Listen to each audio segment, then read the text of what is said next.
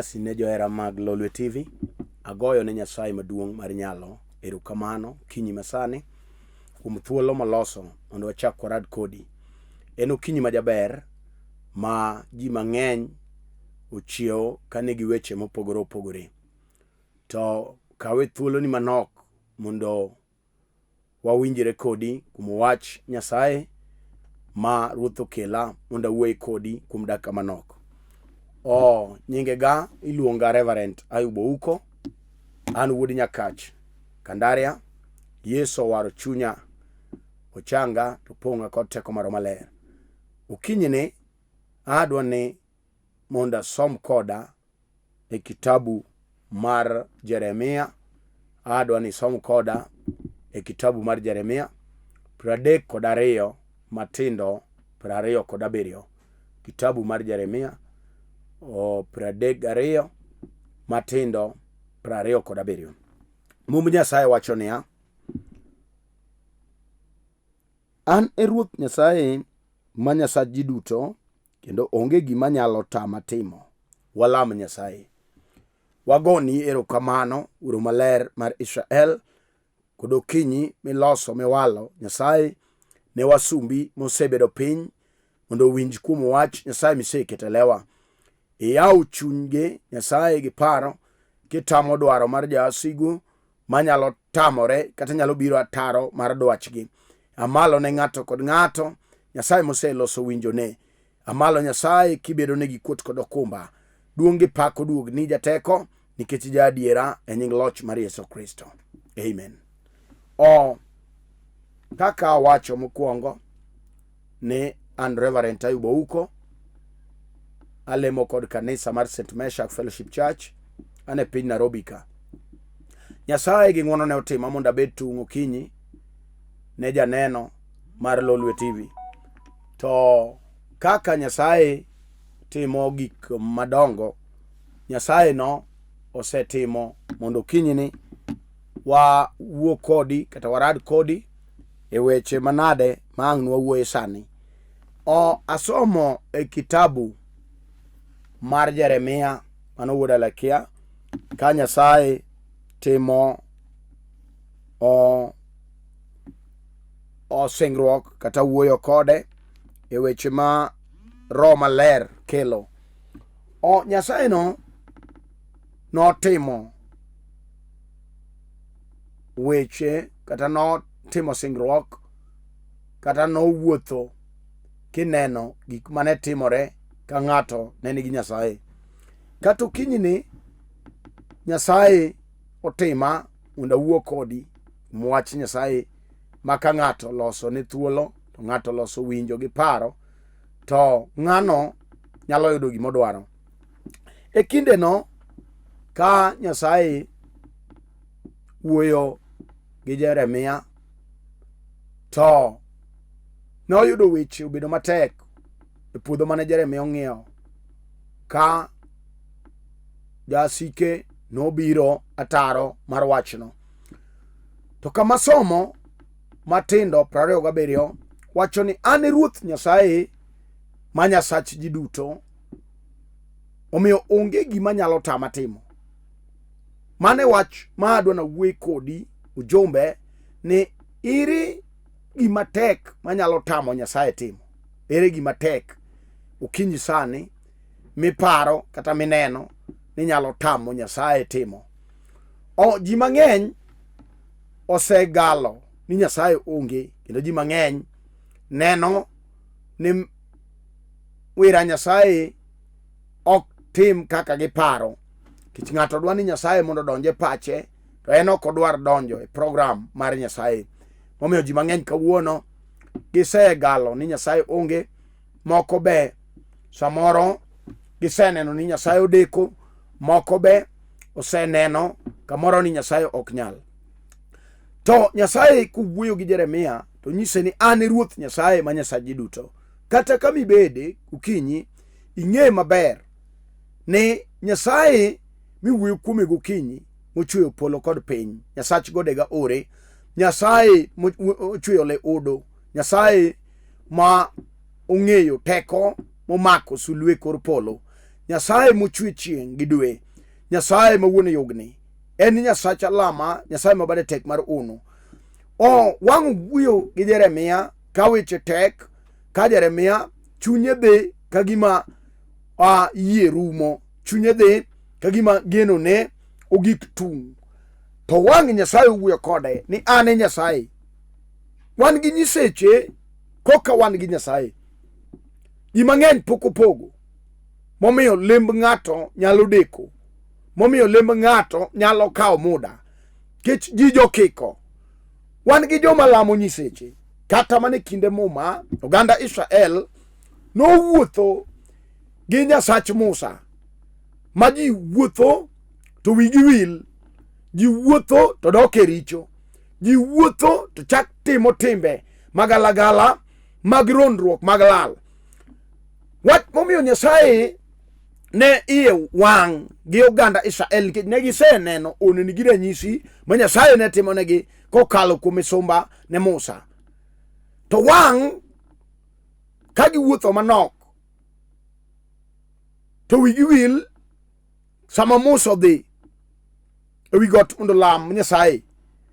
To pok oganda Israel ochako minore oloso nyaroya gi lamo. To magi oganda manogul ka weche tek, kodigi matek, ka gin e ngima marach. To wigi ochako wil gi Nyasaye. Kech gineno ni ruoth odeko. Nyasaye nowuoyo gi Musa ka koro iyo wang'. To wacho ni jogi gin jok matokgi tek.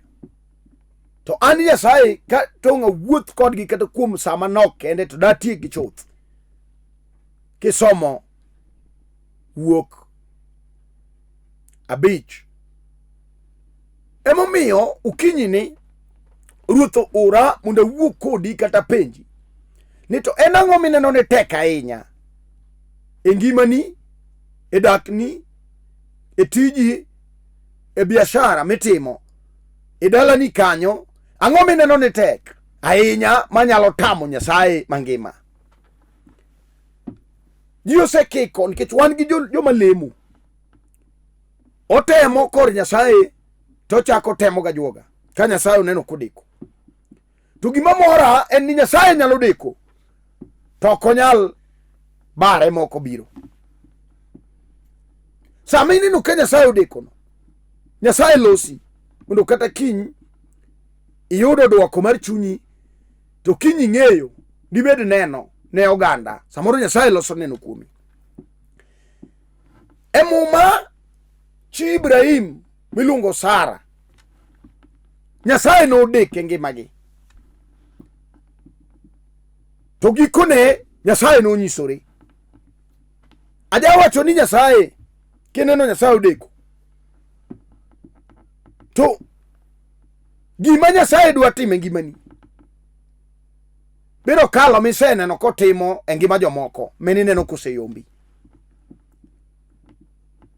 Ibrahim ike dhi to nyathi onge. Wach momiyo Sara okoso yie. Masama jo malaika odonje dalane, to ka giserwako Nyasaye, to wang' malaika okoro weche moko mag fwenyruok. Sara nonyiero kech ong'iyo ike gi gik ma joko wacho gin gik ma ok rom. Samoro imbi senyiero kata kinyisi ni winjo mama ndulume biro chango, iwinjo dhako iniyud nyathi, iwinjo nyako matin, Nyasaye biro kelo school fee. Gino nyalo miyo ng'ato nyier kech ining'iyo ni jomage mosetiyo dalau kanyo. Samoro ing'iyo gima joma tuo nosenego, tuo matimore dalau kanyo, kech ogir remo, en gir juogi, mano giro jijo gir lang'o. Nyalo miyo ng'ato nyier kinyise ni Nyasaye biro chango ng'ato kawuono, kech awinjo teko gi nyalo mar uno. Sama Nyasaye nowuoyo gi Jeremia ka weche tek, ogik tung' machalo kama initie no. Samoro ibedo piny to weche tek kodi. Wane sama nyithindo donjo skul kawuono, mari skul fee kuma idwa gole kia nyathi to nyokalo kuma ne paro sipe mane paro nyalo mi pesa onge, idong kidiero gi nyathi onge kamoro amora mineno ni nyalo chomo. Muma wacho ni an Nyasaye ma Nyasach ji duto. Ka Nyasaye wuoyo gi Jeremia, an Nyasaye ma Nyasach ji duto, onge gimoro amora manyalo tama timo. Kata sani Nyasaye no nyalo onore aona sani ka ng'ato bedo gi miluongo ni yie. Onge gima nyalo tamo Nyasaye. Kata obedo tuo mosedhi nyalandri, kata obedo tuo ma on kuomi, kata obedo tuo manonyuoligo, kata obedo tuo ma ng'ate modhiro mondo donje rangai kanyo mondo cham pesa, to kinyi Muma wacho ni onge gimoro manyalo tamo Nyasaye timo. Gino nyalo mana tama juoga miyud ka juoga manyomi yath kidok tiyudo ka embo tho. Nyiso ni gino tame. To Nyasaye miwuoyo kuom okinyi, Nyasaye Nyasach gode, Nyasaye matimo uno, dwaro ni ng'ato dok e pache to penjo ni to ang'o momiyo pod angima. Gino nyalo tami duoko. Kinyi wan gi Nyasaye ma kata weche tek to nyalo dhiro got. Nyasaye manoloso ndara e nam makwar koganda Israel otundo tung. Samoro wuoyo kodi imbi tundo tung. Ineno modideri ke chandro gi steso oli. Samoro dichuo oketi gi lweny dhako ke samoro nyathi onge. Samoro nyuolo nyiri to dwaro chuo. Samoro ionge valu. Samoro in dhako makore kech ma dichuo ka dichuo moyudo to tho. Jochiende oketo mano. Samoro ibedo dhako ma jochiende wuoyo gotieno. Wagokni chiewe odagi. Kata ibed ni ichwer. Kata inyuolo nyithindo tho. Mwacho ni be nitie gima tek manyalo tamo Nyasaye. Be nitie gima tek matamo Nyasaye manochwe polo gi piny. Kata obed kes miyalo e court,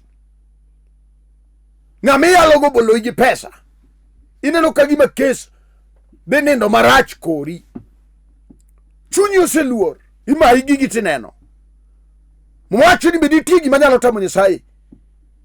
Isetemo gi pesa ma pesa rumo, isetemo nyaka gi ng'eruok joming'eri go, pod ineno ka gino go yamo gino kwamo. Kawuono wabiro temo Nyasaye mar Israel, Nyasaye mangima. Ok nyiseche to gino loyo. Oganda Israel nolamo nyiseche, gikone ne gidok gimanyo Nyasaye mangima. Kuming'iyo no weng'iyo, ng'ina Nyasaye manochweyi to chweya, Nyasaye man gi duoko mar ngimani, Nyasaye man gi duoko kuom gima timi, Nyasaye man gi duoko kuom chandruogi, Nyasaye man gi duoko kuom rangai jaduong', Nyasaye man gi duoko kuom nyithindo, Nyasaye man gi duoko kuom ohala. Nyasaye no be nitie gima nyalo tame. Ukinyi kata chunyi dhi kadiko, kata ino ka ngimani ni kama rach, ichomo tho, kech wan gi joma chieno ma kata kobedo piny chieng' ma wuogi jaduong' moro wacho ni ng'eni kama gedeni en kama ji nothoe te. Kotedi to jowasigu biro chamo chiemo kapok gichamo, kool pi to gimodho, onge gima ber ma gineno, koro gidak e luoro gi kionko. Nanyise ni wan gi Nyasaye. Nyasaye manoloso ndara ne Jo-Israel nam. Nitie Nyasaye kati chandruok oli. Ng'ama konyi onge. Ineni ka misigo. Ineni ka ng'ama ketho mwandu. Ineni ka ng'ama ok nyal. Sama nwalamo kode Nyasaye. Nyasaye no timone. Okane gima tek okinyi. Gimineno ni tek no. Mane gima Nyasaye dwaro. Nyasaye ok dwar gik mathindo. Nyasaye ok dwar gik mathindo. Mwacho ni an en Ruoth Nyasaye, Nyasaye mar ji duto. Koro kodewre. Nyasaye ji duto no. Kati dhier sani. Kati chwe kati dhero. Kati meu. Nyasaye Nyasaye ji duto kodewre. En onge pogo. Be onge ajara. Ng'ato yie gi chunye. Ato ulogi dhoge ni Yesu Ruoth. Tirese. Kata wasiguno osemake ochimo kode piny Siol. To ka ng'ato yie kuom Nyasaye mangima. Nyasaye ma jauno. To Nyasaye nyalo timo ng'wono. Okinyi ukang'eyo. Wach ba in go kamibete no. Kati bed dhako machamo pi wang' otieno. Onge gimoro mimulo maber mawuogni. Osiepe gi bodok mathin. Kichwan nyaka gi jok ma sama ne giwinjo maber ne gikonyo ji. Sama mwandu jorume lwete nyaka jok mano konyo jare moko yanye. Kata ni tiyo to nyese retire. Gimiloso kata chiel onge. Wach momiyo klasi yodok piny. Wawuok kodi ni wan gi Nyasaye mar ji duto. Nyasaye manyalo te. Iluongo nyalo duto. Chunyi monego tur tidog piny. Kech gima tamo Nyasaye bedo Nyasaye en ng'ato dwani mondo Nyasaye donje dwache to en ok odwa donje dwach Nyasaye. Nyasaye dwaro ng'ama otur modok piny ma chunye ojok gi richo. Mane jal ma Nyasaye timone uno. Ere gima tek. Ere gima ineno ni tek. Kata ipogo lopi. Kata no dari muriembi. Idake center. Amore lale town. Iwitori oko. Moko no wacho ni an ne duoka dala wagi sanduku. Onge wach. Mano ni nyalo wacho ka Nyasaye onge. To wach miwuoyo okinyi en wach ma yawo paro. Makata ng'ato nyowitore oko. To wach kodonjo chunye to miye gimiluongo ni chir. Ato chomo gik manyotame koro loyo. Nikech en gi Nyasaye. Wan gi gima samori ni loyi nikech Nyasaye ne onge. Amoro ne kiko. To wach ka ng'ato yudo mar Nyasaye mangima. To chir donjo ne. Ato chomo wach ka wach. Mondike Jo-Efeso 4:13. Nabiro chomo weche duto tir kuom teko ma Ruoth Nyasaye miya. Ka ng'ato uyie kuom Nyasaye mangima, to Nyasaye no miye gimiluongo ni teko. Ato wi teko no imiye loch. Koro gik mane loye mano otamo kwargi, gigoloyo nikech en gi teko. Ato en gi loch. Jal man gi Nyasaye mangima en ok loye. Kendo ji nyalo temo kaka ithiro nyithindi. Mak mana ni gigigo biro go yamo. Kech jal makedo ni opogore gi jal makedo negi. Ere kaka ineno kinyi. Biwinjo ka yie ose idhi. Kech abiro lamo kodi Nyasaye mangima. Nyasaye wang'o wuoyo gi Jeremia ni an Nyasaye, Nyasach ji duto. Onge gimoro manyalo tama timo. Marino mane mineno ni tek ma Nyasaye ok nyal. Kata obed mwandu mar pesa. Ondiki e Hagai ni an e wuon fedha kod dhahabu. An Nyasaye. Ere mineno ni tek manyalo tame. Nyako kati se manyo odi to chalo ni gigo bodhore lweti, jachien biro pamo to dhi. Manyaka jolubangi osayudo utegi moter dhok, in gino tami ogeng'oni. Ichalo jaduong' mano budhe dho yawo igni 38.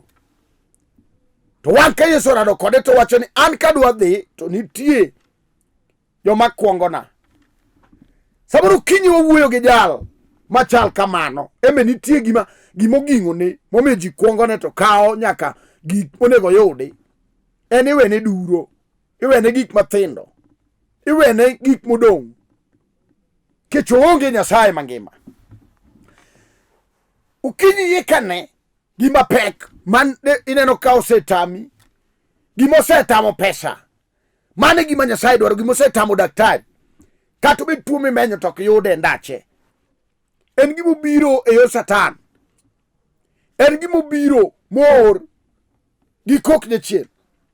To mane momiyo Yesu ja Nazareth nobiro mondo wach matek motamo ji, motamo rieko, motamo jolony, motamo rieko mar dhano, Yesu nyalo. Ondiki e Luka 27 matindo 18. Muma wacho niya,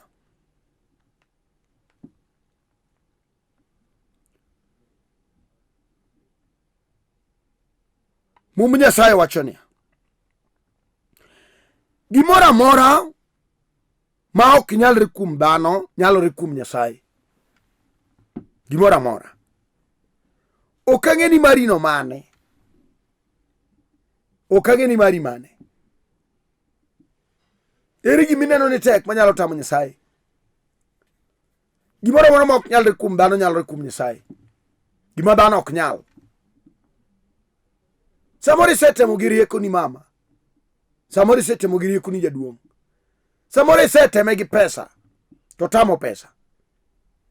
Gima nyafwenyo en ni pesa nyalo ng'iewo ring'o e bucha. Pesa ma ng'ato nigo nyalo ng'iewo ring'o e bucha. To pesa ok nyal kelo appetite maket do ng'ato maber.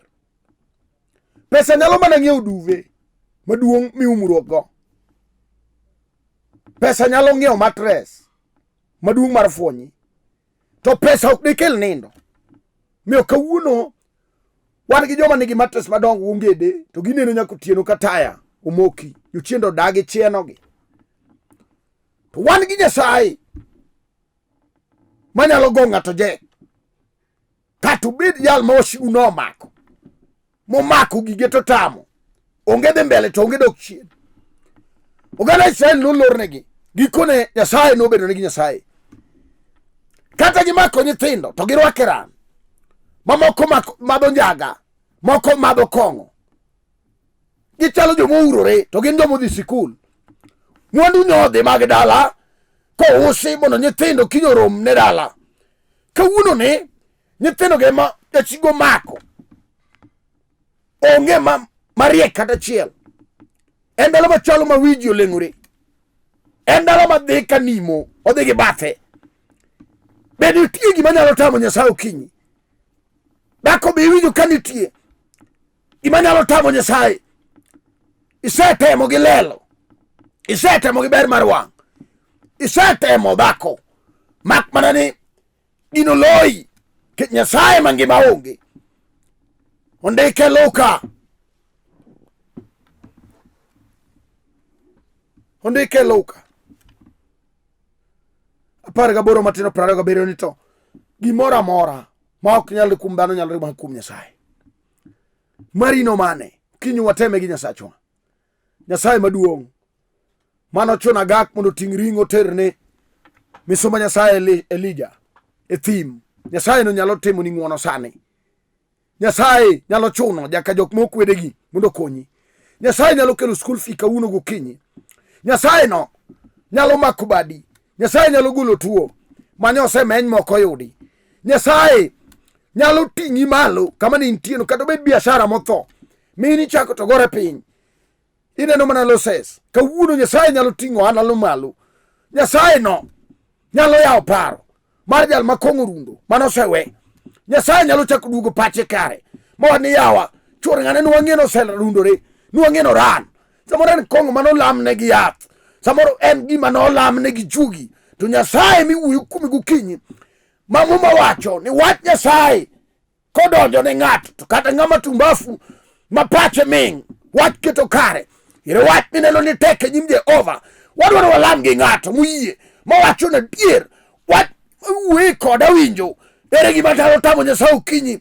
En kende wach manotem, en kende wach mane jogedo ringo weyo, kidino kende manokelo geno. Kata mana in sani ka wang' ne pachi yie na dier wach ni wuoye, awinjo wach ni koloya, awinjo wach ni kadonje pacha ma iye, wach ni yelo pacha, wach ni miya rieko, to ng'ato nyalo loko nanga, inyalo loko tanga. Mi wach na yie kawuono gokinyi adwaro Nyasaye.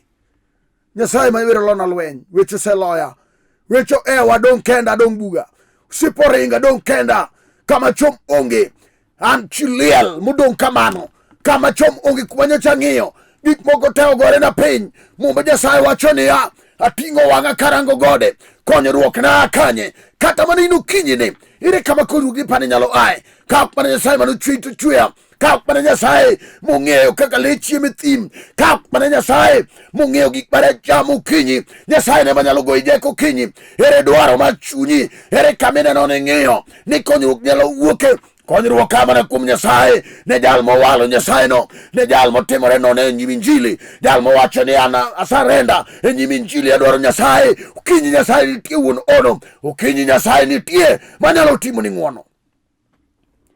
Kama initie daga chungi piny, ubedo wach manade misetemo to tamore, ubedo wach manade mineno kami wich kuot, ubedo wach manade mineno koseloi Nyasaye ma jamed ji teko, Nyasaye ma jamed ji moya, Nyasaye ma jamak lweti ji. Nyasaye nyalo timo ni ng'wono kinyi, kaka wuoyo gi Jeremia ni ane Nyasaye ma Nyasaji duto, onge gima nyalo tama timo, kata mari nok nyalo tame. Kata isetemo tamore, we wateme gi Nyasach Israel. Kata isetemo ji nyieri, we wateme gi Nyasaye. Iwinjo chiliel, Nyasaye ondiki ni mond liete gi nyithind kiye, mago magi Nyasaye, mana dhako moluoro Nyasaye. Kinyi Nyasaye nyalo duogo ni nying manyose la loko, yie mone girwako kinyi mondo walam Nyasaye. Ka in piny tuo ma kamarami, kicha winjo loch gi nyal moselima monego timre ni sani, kama initie ubedo wach matek, kata ubedo kot mak wachno wateme gi Nyasaye, kata ubedo tho manego ji e rangach, make wadwa teme gi Nyasachwa. Kata ubedi kong'o mar siko manolam ne ng'ato, nyithindo, make wadwa lamo Nyasaye. Kata ubedi nyiri mokwamo e dipo kama gichom onge, make amaka kumie mama wadwa lamo Nyasaye. Gaga chungi piny kama intie, tinga badi malo, kanyalo mako TV mondo lam kodi Nyasaye maduong', wuoro manyaka chieng', Nyasaye maduong', Ruodh Israel. Apuoyi awali Nyasachwa, ya malo ne dhako gi dichuo, nyaka kijana matin gi nyakoni. Nyasaye ng'eyo dwaro mar chunygi, kaka iwuoyo gi Jeremia wuod Alekia. Nyasaye kinyise niya, ane Nyasaye ma Nyasaji duto, ere gima tek manyalo tami. Kata okinyini ne jatuo monindo piny otanda mar midekre, timne ng'wono Nyasaye, ichange kuom teko mar remb Wuodi Yesu Kristo.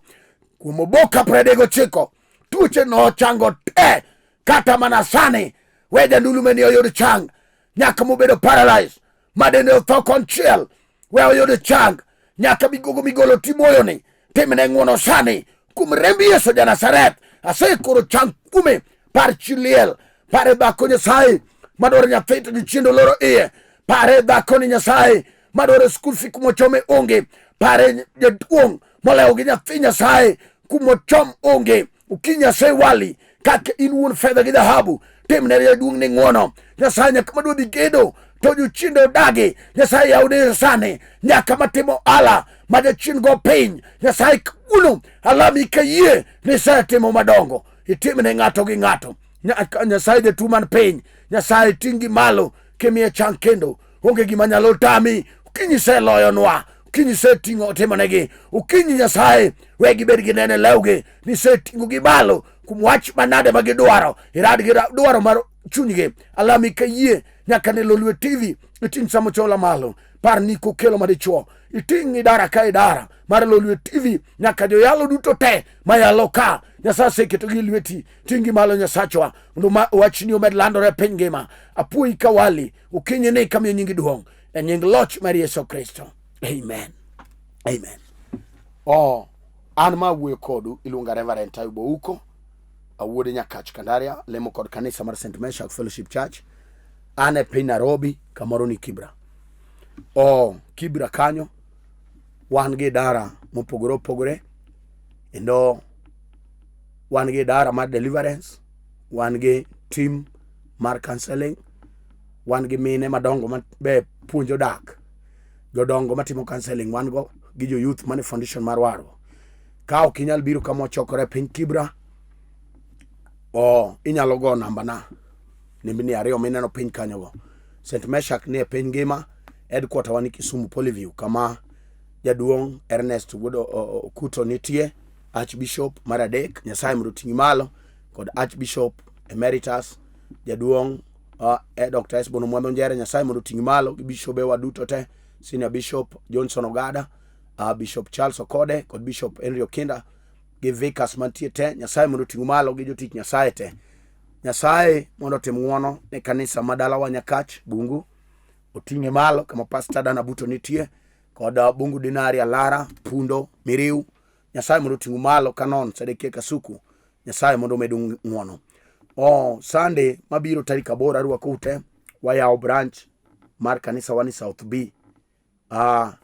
Ne jok ma wuok yo Eastland warwako ute, wanabed gi lamo maduong' kwa yaw branch South B, kama wadwa Leri da sama dongo nitie. Warwako ji duto te. Ka in town ikaw gari madhe motors industrial area. Nyasaye mondo gwedhi. Kaw namba na, ibiro gochona tarik 8 Jumapil, wan duto te no lem South B kwa yaw branch wakuro. Nyasaye mondo timnu ng'wono. Dada Miriam, dada Judith, gi ji duto te Aroko. Nyasaye mondo ting'u malo piny South B. Waraduru Sunday tarik 8 kanyo. Nyasaye mondo timnwa ng'wono. Ne jok ma nyalo chopo kama chokore, warwako e piny Kibra. Wan gi branch Kariobangi be, nyaka Ruiru gi Georgia, kama wadwa Buya Mikaya nitie, nyaka piny Mombasa. Nyasaye oting' sam malo. Nyasaye mondo timnwa ng'wono. Warad kodi chieng' wuok tich saa 12 okinyi nyaka 12:30. Namba na en 0727 38 5424. Namba na 0727 38 5424. Namba na machielo en 0734 434 156. Nyasaye mondo gwedho duto te. Waradi sa Nyasaye. Shalom, shalom, shalom.